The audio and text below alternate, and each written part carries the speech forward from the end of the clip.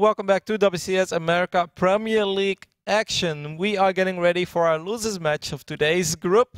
If you guys just tune in and you're wondering what did we miss so far, well, Nate and me are going to talk you guys through. As you missed so far 2 series. Both series were relatively one-sided. I think it's safe to say that. Convincing victories on either side. Yeah, definitely. The first series, of course, we had today was Pult facing off against Courage, and we saw some really aggressive play come out of Courage, but it was not quite enough to kill Pult. He's a hard guy to kill when he's behind, definitely hard to kill when he's ahead. And in the second series we just finished up, Major pretty convincingly and using a very nice gas first build in the second game. Yeah, Major played very nice. I think especially in game 2 he played awesome. He was just picking, he was all over the place. He was picking up Phoenixes left and right, and Phoenixes are normally very hard units to kill. So this means we are getting ready for our lower bracket match between Courage and MacSed. Needless to say, these two players are quite familiar with each other, as they are both, you know, one of the best Zergs and one of the best Protoss players in China. They are on different teams though, so they probably don't practice a whole lot with each other, which should make it a little pretty awesome, because they obviously got a little national rivalry going on there as well between Invictus Gaming and Zenith of Origin, two of the, I think it's safe to say, the 2 best teams in China, as they have all the big names. Yeah. Hey man, if I had to play an elimination match against one of my fellow countrymen, I would want to be the guy that represents my country. This is even if these guys know each other, even if they've played a lot together, there's definitely going to be a little bit of, hey, I have to be the Chinese representative that moves out of this group. Yeah, and I think both players, if you guys haven't watched a whole lot of StarCraft lately, are a lot better than what you've seen so far. Neither of them probably left a particularly great impression after that first series, but I can guarantee you guys that these players are both very good, and I think this matchup is probably going to be a lot better for them as well. Courage went up against one of the best TVZ players in the world and one of the best StarCraft players of all time, because not many people have as won money in StarCraft 2 as Paul did, or have won as many tournaments. So, you know, forget about it. Forget about that series. MacSed, on the other end, is so much better when he's playing against a Zerg player than when he's playing against a Terran. So I think this is going to be a lot of fun regardless, and should be a lot better. I think we're going to see a very evenly matched series. It should be a 2-1 either way.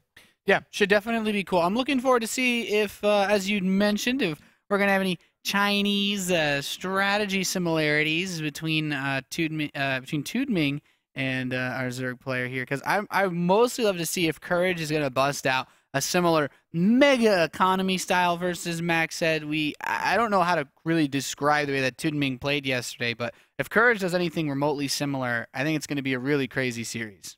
I think so as well. I've seen MacSed play in the past, and for the longest time he had a lot of crazy two base builds. You know, open up with a bunch of Phoenixes and then think like, oh, this is a macro build. Wait, how many gateways is that? There's 8 gateways after Phoenix, and I started doing that build for a while, and I was like, man, I'm loving it. Because all these Zergs, you know, in the old days when Zerg players were playing on the autopilot mode as well, they're like, ah, Phoenixes, okay, cool, I drop a few Spore Crawlers and drones only from this point on. Yeah. And then suddenly it's like, bam, 8 Zealots and 8 Stalkers being wiped in at the same time, and it's like, oh, where are all these units coming from? And that was a really cool build. But then last season in WCS America, MacSed, you know, first game, played the most passive macro style that's possible, you know, very similar to what Alicia was showing us yesterday. Yeah. Opening up with a few Blink Stalkers, getting +2, going up to 3 bases between 6:30 and 8 minutes, so that's still very quick. And he just played a rock-solid game. And it wasn't him against Sen, but he played, I think, a very solid series against Sen as well. Because I was thinking about that crazy Roach game where like unlimited amount of Roaches died, but that was Puck. But I think that MacSed was in that group as well, and he just played very good. I was like, wow, if MacSed is actually able to macro like a real Protoss player as well in this matchup, then he's very scary for pretty much any Zerg. Yeah, man. You bringing up that game again, the Roach Slayer game, the Puck. Oh man, something crazy like that would be nuts. I'm really excited for this. I don't know. Do you know the maps yet? We're just getting everything arranged, guys, because since both players are going to play from China, we're going to pick the server that best suits them, so we can give not only them the best playing experience, but you the best games to watch. Yep, of course we want to make, like, this is WCS America, so if any player wants to play on the American server, that will always happen, because hey, this is WCS America in the long run. But when 2 players mutually agree, like, hey, we would much rather play on the Korean server or on the European server, that would be the case, but we didn't have that request yet, then we of course want to accomplish their wishes, or accompany them and say like, all right, go ahead, we'll move to the Korean server. If that creates better games and makes you happy, then it makes us happy as well.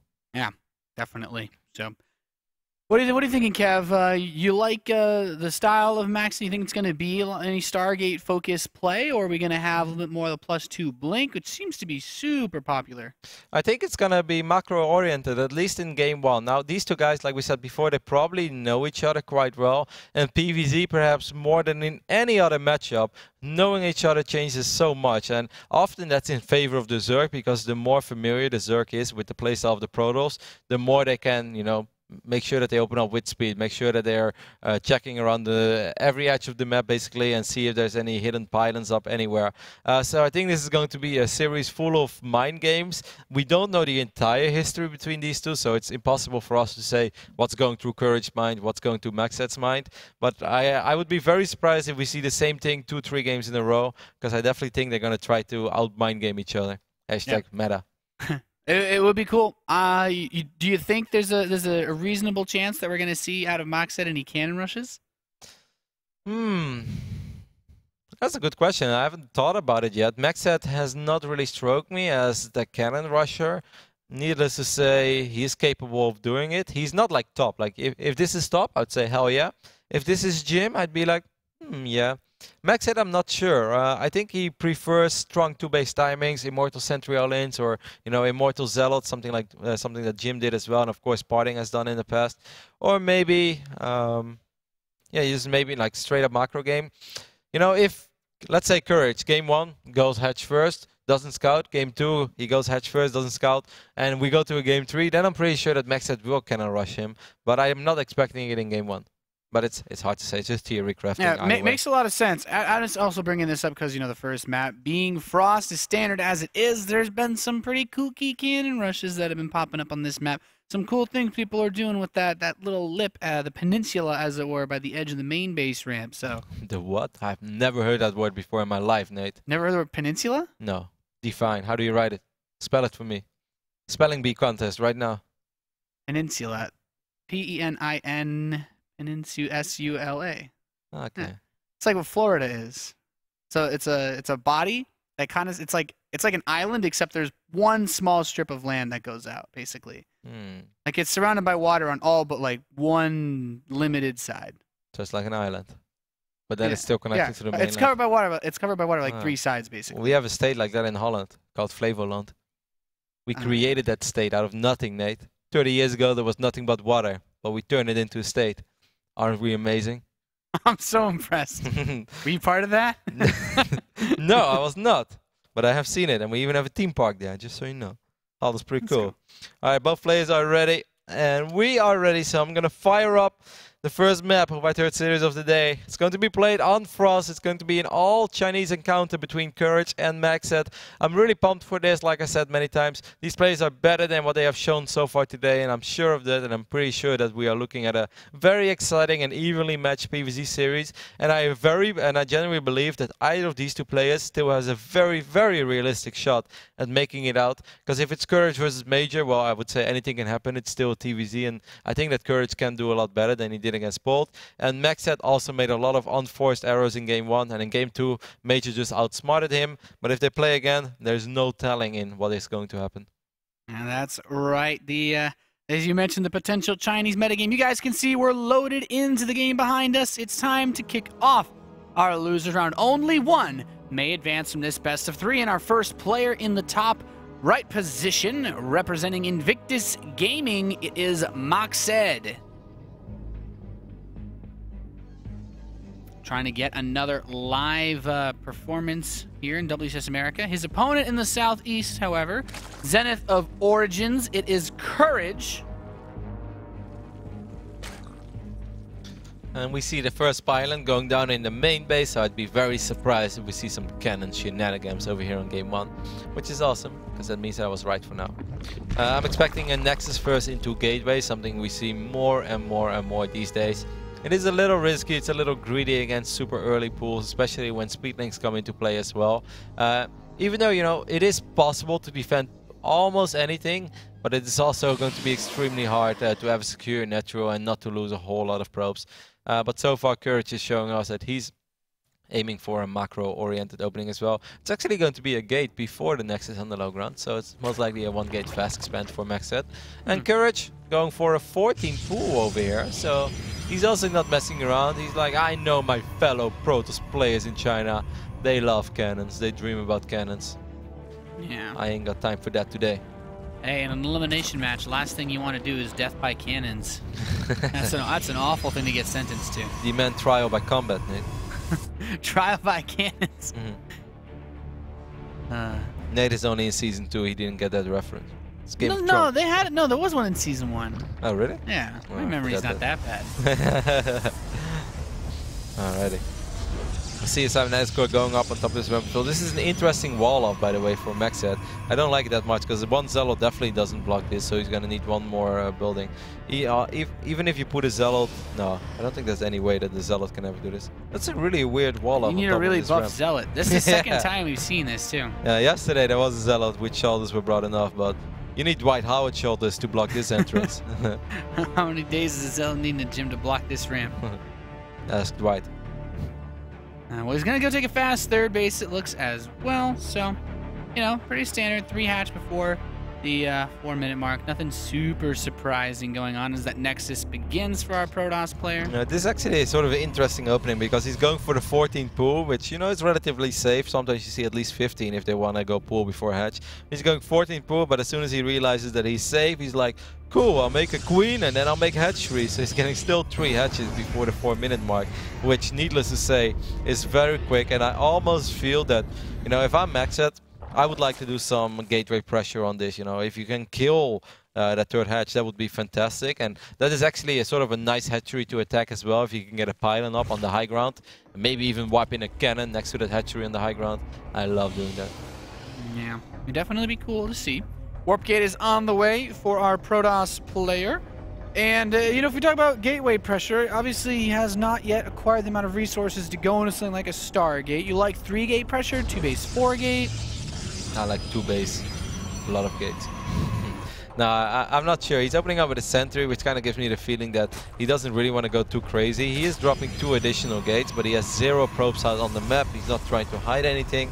And soon, of course, it's going to be a lot harder to actually hide a probe on the map because there will be 2 or 3 Zerglings just idling next to these gateways. We can see the Zerglings already making their way across the map. So I'm not sure where MacSed is going to take this. I think he just wants to expand from this, and then maybe once he has his 3rd base going up, maybe with a pylon and a cannon, and then he gets another gate, then he starts moving out maybe with a bunch of sentries, forcing out some units, slowing the Zerg economy down. Basically very similar to what we saw Puck do just a few days ago. Yeah. When he was playing excellent StarCraft against Violet. Shout out to Puck. Puck's great. Yeah, Puck's a cool guy. He cannon rushed me yesterday. I told you that, right? Yes, it was awful. Puck's a great PvP player as well. +1 attack on the way. But you know, the most important part of what you just said, you know, the Puck style, why do we talk about the sitting back, right? He's playing relaxed. It's like, I'm going to get everything that I want. You set up your you set up your nice little Lego base. You get everything in position perfectly. And then you go out and attack. You don't have to do anything really ridiculous in the beginning. Yeah, and the production tab just shows us nothing but drones for Courage. And, you know, I've said this many times, so I'm starting to sound like a broken record, but I'm just so amazed that these Protoss players don't stress and don't panic when this is going on. You're playing against an opponent who basically has 3 bases going up before the 4-minute mark, and he's making nothing but drones, and you're just sitting there and you 3 gates on 2 bases after going for a 1-gate fast expand, so it wasn't even a Nexus first. You know, just sitting back, seeing like, okay, cool, he has 3 bases saturated, then I guess I'll go up to 3 bases as well. Unless MacSed starts building probes soon and just drops like 6 more gates, but that would be very, very unlikely. As we can already see 1 probe heading towards the north side of the map. He will get his Nexus at 7:45, but soon, Nate, as soon as he has his Nexus up and a pylon and a cannon and another gate to protect that cannon, he has to start moving out, because eventually you do have to slow the Zerg down a little bit. Yeah, the last thing I think he wants to deal with is a Tudming level of 5 hatcheries before 5 bases up before 12 minutes. That's just madness. It's the most random spine crawler that I've ever seen going up. It's like, it's a spire. It's like he's proxying the spire. Let's reset. Oh, actually these Zerglings are in a little bit of a tricky position. Not the Zerglings, excuse me, the probes. So wow, those force fields are so sick. He actually saves all of the sentries so far, but a lot of speedlings are making their way across the map, and even a lot of roaches now. He's already on 56 drones, so he can produce an absolute insane amount of roaches and zerglings because those units are very cheap. MacSed has to be careful, Nate. He's letting his sentries take some damage. Loses one of his sentries, not much else though. These zerglings are going to see the third base. Lots of roaches being built. Just one drone now coming back onto the production tab for our Zerg player. But burrow and roach speed means maybe we're going to see some really heavy aggression off 3 bases from him. Yeah, I actually think that MacSed is quite happy after seeing all those Zerglings, and his probe fields, the force fields were actually very good, as he didn't really lose a whole lot of sentries. He lost one, I think he just lost a single sentry. He took some damage on the other ones, but now it's nice because he knows he's not playing against the 4-base Zerg yet. That's going up to 80 drones. The Zerg player is actually making a lot of units, and even all these roaches. Roach speed is not ready yet, but as long as MacSed drops some good force fields, he should be more than fine. Yep, these roaches are going to make it up the ramp, just 2 of them, and they will probably die. And this is looking really solid so far for MacSed. He should have a few more force fields and then everything should be fine. Well, that's a few too many roaches. Now he's going to lose a few of his sentries for sure. See 2 sentries falling, the 3rd sentry is going to go down as well. And burrow being used. That burrow, is there even an observer on the map? There's one, but it's nowhere near close to this force. Roach is trying to press the front. 4 sentries. Photon overcharge is activated, but you know, this photon cannon, is it enough to hold on to this base, Roddy? It's going to be real tricky. I actually don't think so. This Nexus has a lot of surface area to be attacked. We see these Zerglings just swinging around. There are so many roaches as well. And that Colossus is even getting in a tricky position. There are just not a whole lot of units to protect it. It will be fine for now, but that Nexus is going to fall. Of course, you know, in the end you can always ask at what cost, but I still think this is worth it. As this was pretty expensive for MacSed as well. Look at these cannons working as a force field as well. Yeah. Great way to try to block those roaches in. Of course, more reinforcements, Zerglings get killed, but oh, the last survivor not able to escape. Spire is on the way, 4th base in the southwest position of the map. Okay. Courage is going to need a few more drones though, because he made a lot of units, but I actually thought while that attack was going on that he was already going to drone up, but he didn't, and so he was still on 53 drones at the end of that attack, and MacSed actually having more workers than him. Supply is surprisingly close. I kind of wonder about this Spire. It's hard for me to say now if that is a Mutalisk Spire or if that is a Corrupted Spire. Yeah, I mean, he's still producing a lot of Zerglings, right? So he'll have the gas if he wants to play with them as damage units. I think just playing Roachling Corruptor it's kind of scary. Obviously, the army isn't that big for MacSed, but good force fields can really shut that down. I think Roachling Corruptor could work if he would have had an insane economy all along, you know, if he would have been up and running on 4 bases, he's banking an insane amount of money. I'm almost feeling that this is a Mutalisk Spire. No, it is going to be Corruptus. So now I pretty much feel that Courage has one very strong attack coming, where he has plenty of Corruptors. Of course, those Corruptors are very beefy units, and it takes a while before they die. And he's just banking on those Corruptors, taking out those Colossus, and then overrunning him with everything else. However, you know, if I was MacSed, just warp in a crazy amount of sentries and stalkers and you drop force fields, and then it's roaches against blink stalkers with +2. How many times have we seen that? There's even an Immortal in the mix.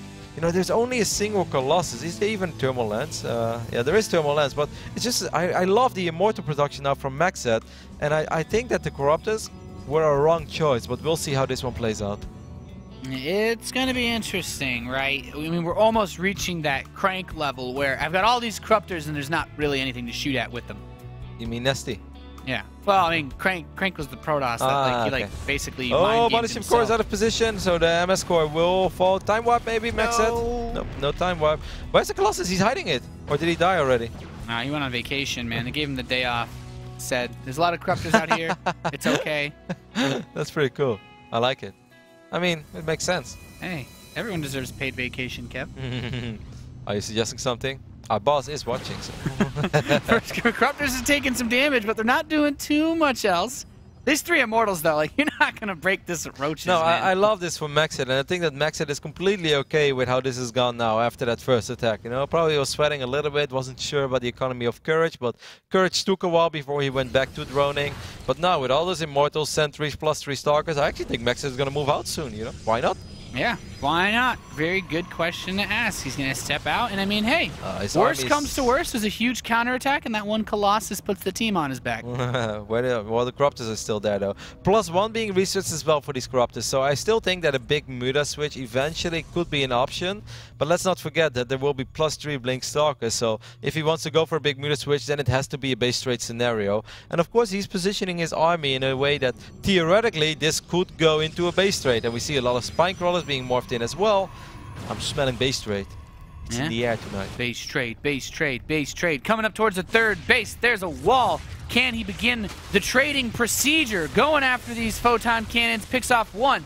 Gets almost a second one. His army is coming home to defend against this. One of these Immortals on the right side getting caught. It's a very, very good choice by MacSed. Yeah, he's going to be able to save this third base, I think. Those Roaches, he can't do anything there. 22 Mutas on the production tab, Roddy. Yep, well, a lot of supply has been freed up, and now there is no more gas, but the 23 Mutas is, of course, a scary amount of Mutalisks, but he hasn't dealt any economic damage to MacSed in the longest time. 26 Stalkers is a lot, but it's also going to be very hard for MacSed to split up his army properly. I would love to see Templar Archives, maybe, you know, 1 or 2 Archons around the place. These Corruptors are going to go on a mission. They will find that Mothership Core, so that Mothership Core is going to fall. It's a bit frustrating. He's trying to rebuild the wall at this third base as his army continues to stampede across the map. Wow. And these Stalkers, you know, Spine was so random. Every Stalker he loses is pretty rough, I have to feel. Yeah, the random Spine died. Yep, well, and the Mutalisks are spotted as well, so MacSed knows what time it is, might even wipe in a couple of defensive photo cannons.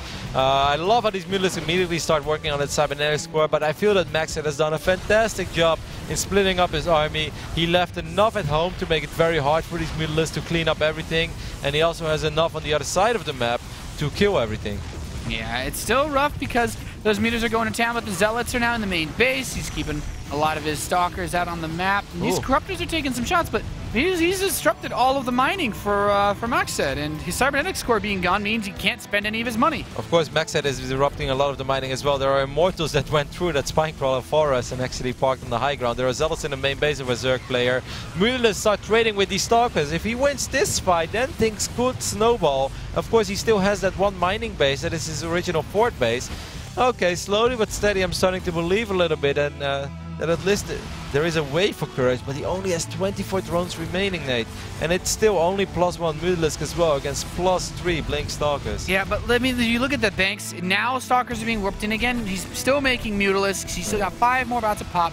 Even getting Speedlings again, which are very good versus Stalkers if you have to fight them with those Mutalisks. And I love how MacSed is also realizing immediately, like, hey, there's a fort base, I need to take out this base, because from this point on, every unit is going to be very important, so if you're still mining and I'm not, then things could go bad for me, and it could spiral, so he's going to blink forward, pick up these drones, pick up this hatchery, and in the end, right now, the unit count shows us 26 Mutalisks against 29 Blink Stalkers, and let's not forget 6 Sentries as well. Those Sentries can be very effective in A, spotting a Mutalisk with hallucinations, and B, Guardian Shield is fantastic for Stalkers against Mutalisks. Yeah, I have to agree. I love that he got probes out of there as well.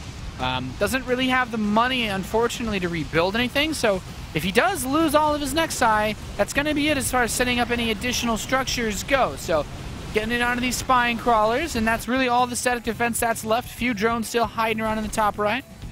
There is a new fort base going up, or basically that's the original base now, but there's no way that base wouldn't get found. So I like that he's cancelling that base immediately. Now we see proxy hatcheries around the map. But okay, if MacSed loses this Nexus, Nate, that is actually the last mining base. Yep, he can no longer gather resources, which means he will not produce anything else for the rest of this game. There's not anything you can really buy for 25 minerals. He's going to try to fight these Mutalisks more and more. Wow. Look at these broad Zerglings, so smart. He's going to try to just take this all the way with his base trade. 24 Mutalisks against 30 Stalkers, but eventually, if MacSed wants to win the game, he's going to have to split up his army. Okay, that's a really good fort blink. Picking up a couple of these Corruptors is always very useful. There are 2 observers on the map as well, so that is very nice. I mean, like, the only way I can see Courage win this, if it's slowly but steady, he picks off a few Stalkers that are out of position, you know, and just dwindle that Stalker count down. Because right now, there are more than enough Stalkers to take care of the Mutalisks. Oh, he's so close to that hatchery on the right side. Yeah. He's dangerously close. He's not going to find it. Is there another hatch going up somewhere? There is a zealot on the left bottom side of the map where actually one drone is heading towards, so he's going to morph into an extractor, and the zealot is like, No, I've got a job. I was here to make sure that no extractors were being morphed. It's placed on this F to stop extractors. More corruptors are going to fall as well. Okay. 24 Mutalisk against 30 Stalkers. Like I said, the only way that Courage wins this is by slowly but steady picking off a few Stalkers. In a straight-up engagement, he's not going to win. Is there more money for additional hatches? No, there's not. I love these hallucinated Phoenix keep going around the map and looking for stuff, but... But, you know, like, how does MacSed split up his army? Oh, he's about to see the creep? I think he sees the creep, so he should know there's a hatch on the right side now. He knows, but if he leaves everything, then he's going to lose more buildings. And right now he has plenty of buildings. That's a good forward blink. He's going to get a Mutalisk. He's going to get a Corruptor. Maybe even the other Corruptor as well. Yeah, this Corruptor is dead too. So far the blinks have been excellent by MacSed. He's been very patient throughout this entire base trade. Oh, okay, that's another Mutalisk. Muta. This is going from bad to worse for Courage. Yeah, he only has +1 attack on those mutas, of course. I just want to, you mentioned that he has the +3 on the Stalkers, which is very nice. It's like one less shot per upgrade for Stalkers against mutas. Okay, one Stalker did die since the start of this base trade. Looking at the bright side of things. Always look on. No, these Immortals, they have no more utility for this game, but they don't want to die. But they will die. But here come the Stalkers. Stalkers are going to try to save it. Now this is that important phase. Is he going to try to kill Mutalisk or is he going to protect his buildings? He's going to send one Stalker forward to pick up a drone. No, Mutalisk are on dangerous territory now. MacSed with a good forward blink. These Mutalisk are going to try to fight this small group of Stalkers. He's going to get a few, but he's going to lose so many Mutalisk. Yeah, very nice. Picking off a few of these. The sentries are left to fight by themselves with the Guardian Shield, and even that is quite nice. GG, MacSed takes our first game here in this series. Pretty back and forth. Courage almost pulling the Mutalisk hat. That was a very fun game. I really enjoyed it. I think from start to finish, it was quite interesting. MacSed, of course, with the really cool tech switch when he already had one Colossus and one Thermal Lens, and he just sent his one Colossus to paid vacation. It's like, chill out to the main, take a look at the cybernetic score, make sure that it's all shiny and stuff, and then you don't have to fight. I thought it was very cool, just relying on the Blink Stalkers and Immortals against that heavy corrupt count of his opponent. But this game goes back much further. I really think where it went wrong for Courage is that first attack with all those Zerglings and those Roaches. I thought it was a cool attack, and he was able to deny the third base, and that's good. But he needs a strong economy behind that. In the end of the day, he lost a lot of units. He picked off a few sentries. He picked off the Nexus, but he was still down 8 workers. And if you're a Zerg player just on Zerglings and Roaches, that's not really going to cut it, especially if neither of those units had any upgrades. And I guess he was getting +1 missile attacks during all that, but that's just not good enough for a follow-up. While the Protoss obviously can produce a lot of Blink Stalkers and Immortals of 2 bases. So, he's fine with just losing a Nexus if that means that Zerg doesn't have a crazy economy. Yep, second map is going to be Overgrowth. So I think this is a pretty good map for PvZ. We've seen some interesting games, some interesting Swarm host games on this map. Roddy, tell me, is Courage the kind of guy to go Swarm host? Do you think so? I don't know. I haven't seen that many ZVPs of Courage, but I am getting much more of a Tootming feeling, and maybe even a little bit, I won't say like old school Heian as well, feeling of Courage than seeing him as the Stefano type of Zerg. But we'll see. I guess anything is possible, and I guess he will do whatever he takes is necessary or the best choice in that phase in the game. But the idea and the way that he played out last game wasn't bad. I think he should have just gone back to producing drones 2 rounds before he actually did. Yeah. Because at a certain point, he made that attack, and that attack was already going. He did the damage, and there were still more units streaming across the map. But it didn't feel like the type of attack to me that he wanted to straight up win the game to. It just felt like an attack to me where he wanted to deny the third base. It's a good pressure attack, sure. And he was able to pick off that third base at one point, but it really wasn't enough to put him into an advantageous position economically because of how many units he invested into it. And, the famous question you asked, of course, but, the cost that he had to take in order to get that third Nexus. So, let's see if he can bring it back this game. At what cost, Nate? At what cost? At what cost? At a cost of what value? Second map, like Nate said, is going to be played on Overgrowth. I'm very interested in the openings. See if Courage is going to switch things up. Maybe goes hedge first, maybe goes double hedge before pool, because he's like, if you're not going to cannon me, if you're not busting out a Forge build, then again, this is a 2-player map, and often there are a lot of Protoss players who go Gateway expand or Nexus first into Gate on 4-player maps, but then when it's a 2-player map, they will open up with the Pilot on the low ground and the Forge. And maybe MacSed does that too. Of course, you're guaranteed to find your opponent. To try to give an opinion on what I want to see on this map. You're not a Zerg player, so I'm not surprised you say that. Man, if you were a Zerg, those words were not coming out of your mouth. Last time I played Zerg, I went 15 pool, and the guy put 3 cannons at each base anyway. It was the most awful feeling. I had no idea what to do. I hate playing Zerg because of cannons.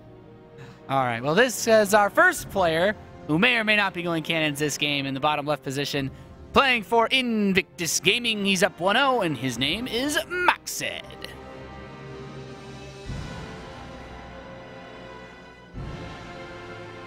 His name makes me like Mach 10. Like MacSed, Mach 10. I don't know. With the way you say MacSed, always makes me think of a Big Mac. Oh. I'm not sure. Well, his opponent in the top right position, the blue Zerg player, is Zenith of Origins Courage. No pylons on the low ground, Nate, so it seems like it's going to be quite similar to what we saw last game. I'm expecting the Gateway to go down in the main base, probably B4, the Nexus as well. More and more, I actually can't read the tweet from here, guys. I'm sorry, my eyes are not good enough for that. There's a cool tweet. It says, Peninsula is a pretty funny word now that I think about it. WCS nailed the definition, though, so we're giving you guys some vocabulary education here at WCS too. Well, that's 2-for-1 deal. That's definitely all coming from your side, Nate, not from mine. The moment I start teaching my English vocabulary to the people out there, the world is going to be a worse place, that's for sure. I know my strengths and weaknesses very well. Either way, we do really appreciate all the tweets coming in. Please keep them coming, hashtag WCS, and perhaps you'll see your tweet pop up on the stream. We often go back over the stream as well as we analyze a few things, go over games, and then we also see the tweets that we perhaps didn't catch during the broadcast. Yeah. So we do want to thank everyone who keeps tweets coming. Makes it real fun for us as well. We look at all your feedback, you tweeters and you guys hanging out in the chat, of course, our live viewing audience. Yeah, especially the constructive feedback in Twitch chat. That is really important to us. Most constructive. Kappa. Kappa. Hatchery's on the way. Queen is on the way. And when there's a cybernetic score hopping up. So, you know, you said it, Kevin. This looks pretty much identical to the last map. Even that position of the cybernetics core, that's like, yeah, this looks like it would be a really cool wall, but, you know, one zealot ain't gonna cut it. No. But of course, there's nothing to worry about. There's no early pool, no early extractors have gone down on the other side of the map. MacSed opens up with a gate fast expand, and he also gets the Nexus before anything else. So despite this being gateway before the Nexus, this is still pretty much the quickest possible expand for our Protoss player. And of course on the top side of the map as well, we again see 3 hatcheries go down before the 4-minute mark. I really liked how MacSed played that in the last game though. You know what it reminded me of a little bit? Once upon a time, and I'm also doing this because the Home Story Cup is coming up, I was casting a game between Sasa and Jinro on Shakura's Plateau, and Sasa opened up with Colossus against Jinro's Terran, but he only made 1 Colossus, he didn't research Thermal Lens, and he went immediately into Storm, and I was like, wow! That is the best thing ever, because Terran is going to make so many Vikings against this 1 Colossus. And that is almost what happened in that last game, you know. He shows a Colossus, he did get Thermal Lens, and I think he really wanted to make Colossus. But then he saw all these corrupted, and he's like, hey, well, then I'm just going to make a lot of Blink Stalkers. Why bother? Yeah, and then the Blink Stalkers basically function as the High Templars, how Sasa used it back in the days against Jinro. Later, of course, that became one of the most popular tricks in the Protoss book against Terran. And I think it's really cool to see that against MacSed. I've tried this as well in PvZ, but you know, it doesn't really matter which units I have, I still die. It's okay. Still better than my Protoss. Forge on the way for MacSed. And you know, I would try to sound clever here, but he really is doing the same thing that he did the last game. Yes. Yeah, I mean, never change the winning team. Don't fix it unless it's broken. Yeah, that makes a lot of sense. That 3rd hatchery's finished up for Courage. Overlord's being tickled away by that sentry. And gas just now starting to get taken. Yeah, as a few Zerglings will get picked off. Of course, we want to encourage all of you to tune in for all the StarCraft tournaments that are coming up this month. June is going to be the craziest month that we've had in a long time. I think definitely the craziest month of the year. Home Story Cup is just a few days away. That should start on Thursday. After that, of course, there is the Battlegrounds in North America as well. And there are still 2 Battlegrounds qualifiers on Thursday and Monday. We encourage all of you North American residents to sign up for those qualifiers. After that, there is DreamHack Summer, there is MLG Anaheim, and of course at the end of the month, WCS America Round of 16 continues, and I guess somewhere in between, Nate, WCS Round of 16 Europe continues as well. I'm not sure if I can handle all this StarCraft. Yeah, it's very difficult to kill. I mean, Round 4 actually just started as well for the Pro League off in Korea. Some really great games there, well-constructed booths. And there's even a Dark Shrine as well. So the Twilight Class was being wiped in and everything looked very similar to the like last this game. change-up. Yeah, but now we see a Dark Shrine, and now the most important thing is, will a pro be able to make his way across the map undetected? That would be fantastic for MacSed. You know, Nate, just to make things even a little more spicy, despite all the StarCraft action that we have this month, of course there is so much fantastic sports as well. How excited as an American resident are you for the World Cup, Nate? What's that? Damn it, Nate. Don't worry, guys, I will educate him on this. Anyway, it's just going to be such a fun, man. I haven't been this hyped for a month since, I don't know, since I was 12 and Christmas was coming up. And I was like, yes, I'm going to get my Nintendo 64, something like that. I think I got like Banjo-Tooie on like 12 Christmas or something. I actually got Banjo-Kazooie too for Christmas. It's a great game. Yeah, it was fantastic. That's so funny. I swear to God, my mom got me Banjo-Kazooie for Christmas. I'll never forget. Good times. Spire is on the way with the Hydralisk Den for Courage as this hallucinated Phoenix comes in. Look at that. Cancel. Cancel Reno there. Alright, well, 2 Dark Templars are being warped in, but they are being warped in all the way on the side of the map of MacSed. So it's going to take a little while before these Dark Templars make their way across the map. Right now, there's not a whole lot of detection in place. I don't think we even have a single overseer. Okay, scrap about everything I just said. With not a whole lot of detection, I mean 0 detection. But, you know, it takes such a long time. There's a chance that Courage sees these Dark Templars soon on his creep. Still no detection, though. 2 Dark Templars are making their way to completely exposed mineral lines. It's going to be a drone party. Yeah, he's going to town now, picking off those drones left and right, going into the third base. The Natural, and yeah, this is pretty damn nice. 4 overseers are on the way. Yeah, 4, but he morphs the first 3 overseers all at the same place, so this overseer is going to be a little later as well. This is the moment where MacSed is like, man, I knew this was one of those games where I should have just wiped in like 5 Dark Templars and gone all over. In the end, these Dark Templars will get surrounded, not before 10 drones have gone down. And above all, this Fort hatchery is still going up as well. I think that would have been the worst case scenario for Courage if he would have lost that Fort base. I think that was going to be very important for him. MacSed is going to try to cancel it in the long run, though. And they're also... Okay, he's going to cancel it just by showing his gateway units. And chrono boosting the hell out of those gateways. Yeah. No, Dark Templar. Round 2 gets nothing. Okay, the Hydra account is getting high, though. I mean, MacSed is currently at 53 workers. He's warping in the robotics bay now in his main base. That means that Colossus are a long way off. And if I was Courage, I'd start going for a creep highway and just send my Hydralisk across the map. Try to win the game with Hydra Link. Oh, yeah. Hydras, it's so cool to watch Hydras kill stuff, man. The way they attack. Yeah, it is cool. Especially since that latest patch when they changed the attack speed a little bit. Oh yeah, they turned them into miniguns. Yes. Yeah, not just that, but they also like, it looks like they're rock stars. They're like in a mosh pit. You're like, yeah. head banging. No, they're head banging, man. Swear to God. I never thought of Hydralisks like that, man. If you put some long hair on I feel enlightened. MacSed is scouting very actively and he knows about this threat, so he's going to get all of his sentries on top of the ramp. Of course, plenty of force field is available, but it's 98 army supply for a Zerg player against 51. I always die to attacks like this. The SimCity is even going to work a tiny bit against MacSed, because do you want to get your units through the choke point? Well, they will die. If you want to keep them behind them, all your gateways are going to die. Every second that passes is a really good second for MacSed, because those Colossus are getting closer and closer, 50 seconds away now. But force fields and time warp are going to have to be very, very good. Drops a DT into the main base of his Zerg opponent, trying to go in there as these rocks do get destroyed. And He's going to come straight through Courage. The whole Hydralisk get force field out. He kind of blinks towards them, though, and he's hitting with Hydras and Zerglings from the right side as well. There's so much Zerg moving in. That Warp Prism not doing a whole lot either. Yeah, the Warp Prism is not doing that much in the main base as he's not using those units. Force fields will go down there for MacSed, but he lost the Mothership Core. No Time Warp, no Photon Overcharge. Now the Colossus shows up, but that Colossus is very exposed as well. Couldn't have sent it any better. There's so much Zerg that Colossus will fall. MacSed is not dead yet, but he has taken so much damage already. Yeah, this is the Swarm in full force out here trying to tie this series up. Courage does not want to go down without a fight. These Hydras are bringing it to the Protoss force. These Stalkers are getting wrecked. They're training so well against all these Stalkers. It's 71 army supply now against 15.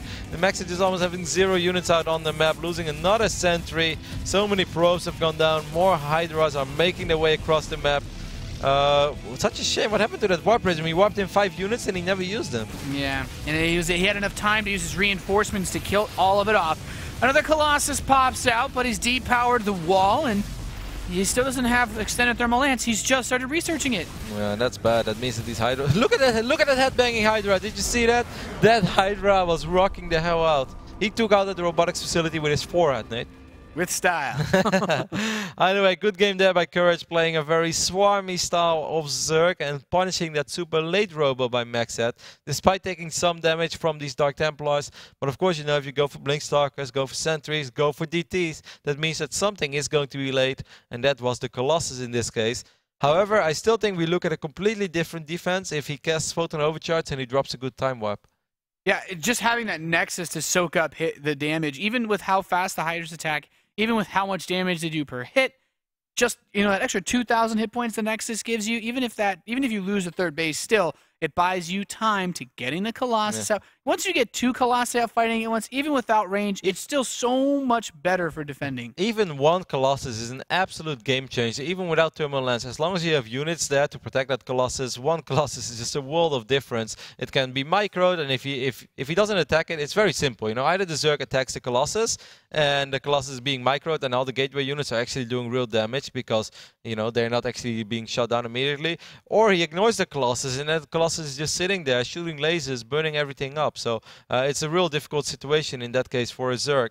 And if MacSed just, you know, the crisis management was just not good enough. You know, we can go over it over and over again, but he could have handled that scenario a little bit better. Either way, good attack by Courage. A relatively risky one, because if it doesn't work well, then you're sitting with your Zerglings and Hydras against Colossus Tech and Blink Stalkers, and you're not particularly rich because you took a lot of economic damage from those DTs.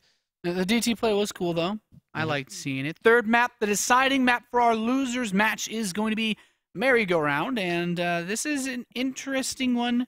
I feel like ZVP, I feel like Zerg-based matchups, especially on this map, are always crazy, but particularly for Protoss, that third base can be a big pain on this map. Yep, but also because it can be such a big pain, it's also nice, it's relatively small, so you can also walk across the map. And how often have we seen a Zerg player go up to 3 bases very quickly, but then actually realizing later on, it's like, oh, I didn't know the Protoss spawned over there, and then suddenly there's a pylon going up on that little plateau, that high ground, and you know, then you have Immortals and Zealots walking across the map at the 8-minute mark, and it's like, well, I don't know, Nate. It's going to be really hard to kill those Immortals in a Warp Prism.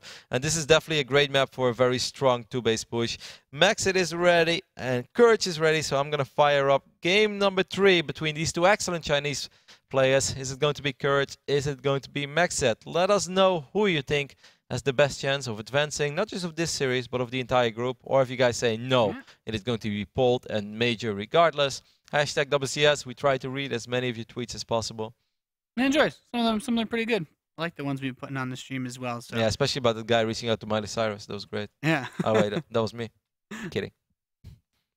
Miley Cyrus, we can't be stopped. Who does he think he is, Nate? Trying to think he's bigger than WCS? Shame on you, Miley. All right, guys. We're loaded in to the final map of our losers match. Best of 3, as you can see. We got a beautiful hatchery behind us as we are here on Merry-Go-Round.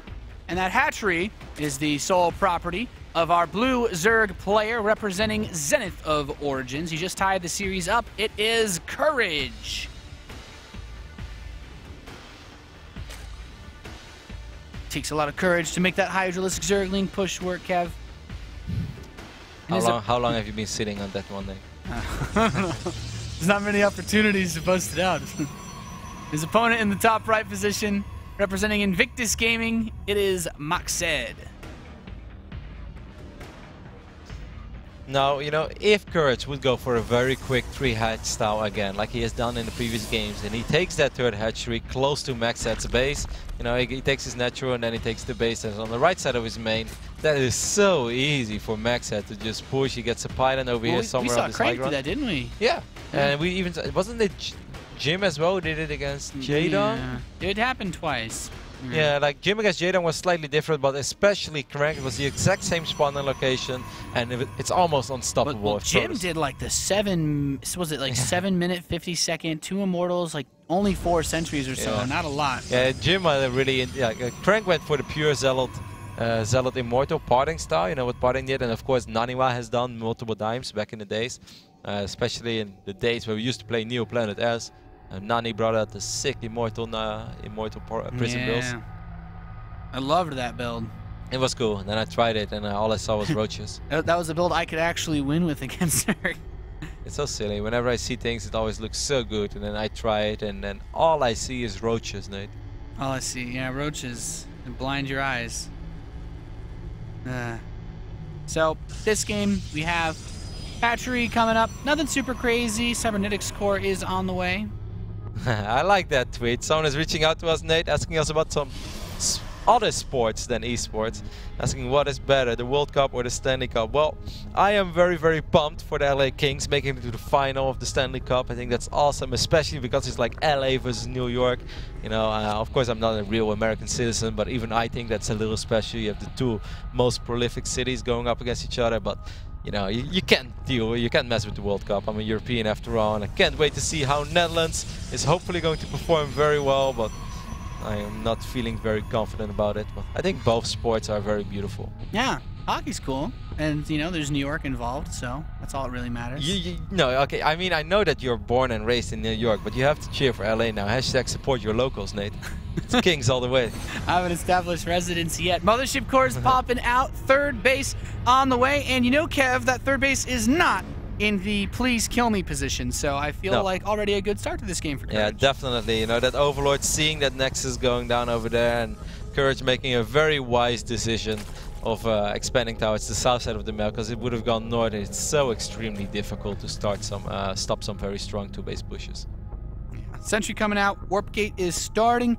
So if we don't have that very easy to attack 3rd base, I still feel that this is not a bad spot. Like when you just look from the way that the natural and the main have that short air distance to the main base of Courage, do you like Stargate play or Warp Prisms on this map? I'm not a big fan of Stargate on this map, just because it's so hard for your Phoenixes to fly in at a certain point and actually do damage. And so far, MacSed has not really shown us that he wants to go play Stargate. But you mentioned this in the start of the game, Nate. It can be very difficult for a Protoss player because everything is so wide open to go up to 3 bases. And I don't think that he's going to do it this time. We see the Forge is a little quicker, so I feel that MacSed wants to research +1.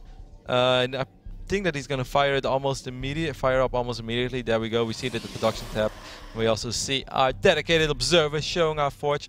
Yeah, I'm not sure, Nate. I don't. If he goes up to 3 bases, if he goes via the right side, that is so wide open. And then if we have a similar game to what we saw on Frost, I actually think that the Roachling attack like that could do even more damage than it did in game number 1.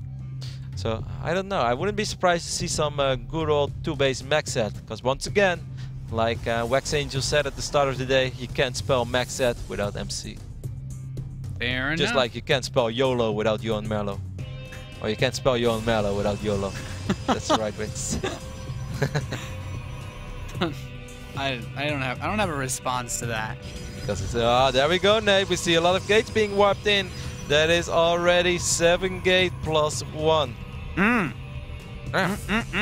He's getting both assimilators though, which I'm a little bit surprised by, because normally when you go 7 gate +1, you just want to get this out as soon as possible. He's also scouting with hallucinated phoenixes.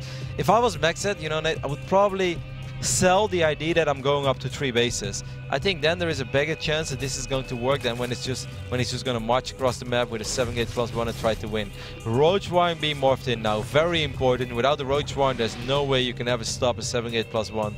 unless you know you're super good and your opponent is super bad. But that is not supposed to work. So Ro32 is detrimental to the defense. He doesn't even have a pylon out on the map, though. I feel like making this attack work is going to be really rough with how long it'll take to get reinforcements. As you said, this Roachworn, he should be able to get out a ton of units to defend this, no? Yeah, we see Burrow being researched. Burrow is also very, very important against this defense because there's no robotics facility. There's not going to be a robotics facility. That Zergling, very important as well. Courage knows what time it is. He's like, MacSed, I've seen you do this so many times. And look at Courage. He banked up money as well. He hasn't, well, I won't say he hasn't overdrawn, but he's actually on 62 workers, which I find remarkable. So either MacSed's attack is late, maybe it's a little bit of both. 62 is normally a lot, but whenever there are 16 roaches, 18 roaches on the production tab, I don't think that MacSed can make this work without an observer, with Burrow on the way, so many roaches. You know, we talk about good force fields often. These force fields, they need to be absolutely impeccable. They need to be And they need to also be good before Burrow is ready, because after that, there's almost no way. MacSed's tournament life is on the line. So far, he has always made it to the round of 16, even to the round of 8 twice, but I don't think that it's going to work this time. Time Warp goes down, Force Field goes down, he gets a few roaches, but he just does not have the damage output to kill that many roaches. Well, he's going to try to make it work. Burrow is almost done. The Guardian Shield actually helped pretty well. Next wave of Stalkers comes in. The Sentries beginning to take a bit more pain, but that Burrow's done, man. These weakened roaches, they just scuttle underground. Okay, I mean, it's not easy for Kurtz. He's losing a roach. Every roach that MacSed picks off is very nice, don't get me wrong. Wow, is he gonna... This really should not work. He's getting a cannon next. He's getting a robo as well. MacSed is busting out the good old proxy MacSed robo like he did a long time ago on Tal'Darim Altar. That was really funny. This is crazy. He has done this, but yeah, these roaches regenerate like hell. And back then it was on a choke point too, so that robo was safe for days. This time I don't think it's going to be safe for days. That cannon is going to provide some detection. This is MacSed craziness all over, but the roach count is going so high. There are 15 more roaches on the way. What do you even get? Do you get an Immortal first or an Observer? I'd probably get an Immortal. Yeah, I mean, either one could work at this point. He's already cleared up a little bit. I think he's neither of them. He's got a good anchor point, like for detection anyway. The moment you warp in Zealots against so many roaches is often a very bad sign. Wow, great macro though by Courage, Nate. There are 34 roaches out on the map. He's gonna fire up an Immortal, but I believe in a thing called the Roach, because I don't think this Immortal is going to cut it. Yeah, I mean, second pylon being whopped in as well, I like that. You know, you want to get that backup pylon. But there are so many roaches and it is still partly on creep as well. Force fields are good. Those rocks are actually... What are those? Is that a bear face? That kind of looks like the face of a bear. That's really strange. You think there's a bear on this map? Yeah, like next to that creep tumor. that looks like an ancient creature. It might be. I have no idea. I don't see it. It's covered in creep. You don't see it? No, I see the rock. I don't see what you're looking at. All right, well, you know, so far MacSed is getting time. He has one Immortal out, second Immortal's on the way. It's very... now I'm starting to believe a little bit again. I feel that Courage respected that Protoss army way too much, you know? If you have 30 roaches, just go! You can kill Stalkers, you can kill Zealots, don't ignore the force fields, especially when half your army is going to be on creep. Time Warp goes down, now there are 2 Immortals. Oh, one Immortal is very exposed though, and it's going to fall immediately. That's bad news for MacSed. Yeah, but he's got that Photon Cannon to back him up. More Stalkers being warped in. I like the Spine Crawler advancement as well. Will Courage be able to finally shut MacSed down? He's getting on top of the Immortal, picks it off. Another one is about to pop out, but actually it's just an Observer. Never mind. So I think this is just getting worse and worse for MacSed. Roach is even coming from behind. Yes, it is. These Stalkers are going to die. There is no Blink to save them today. There are too many roaches. Few Zealots are being warped in, but that's always a bad sign. History is being made in a negative way for MacSed. This is the first time since he has been part of WCS America Premier League that he won't make it to the round of 16. GG is called, and Courage is going to go up against the loser of Major versus Polt, which is going to be our next series. I don't know, Nate. I felt the roach count. You know, normally when you go for a 7-gate +1, I don't really understand why he took both assimilators in his natural.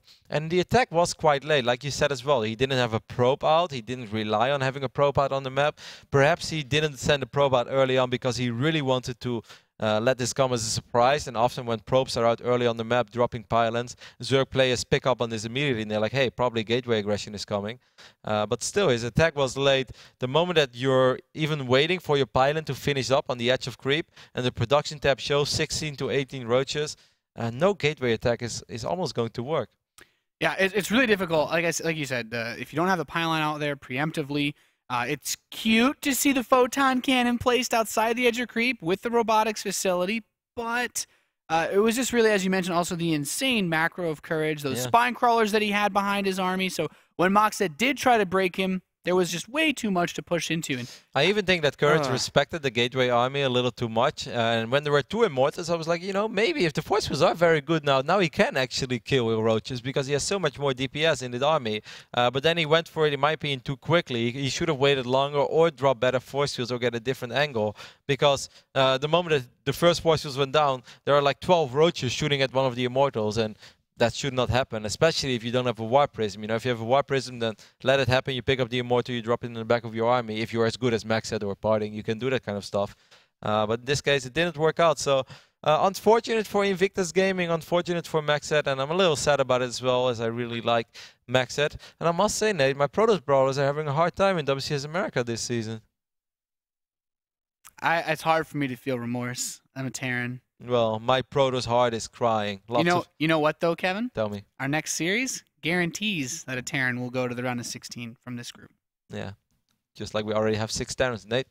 Either way, we're going to head over to a very small commercial break, and after that we'll be back with hopefully a very cool series between Major and Paul. Major has defeated players like Tasia multiple times in WCS America, so he definitely has what it takes.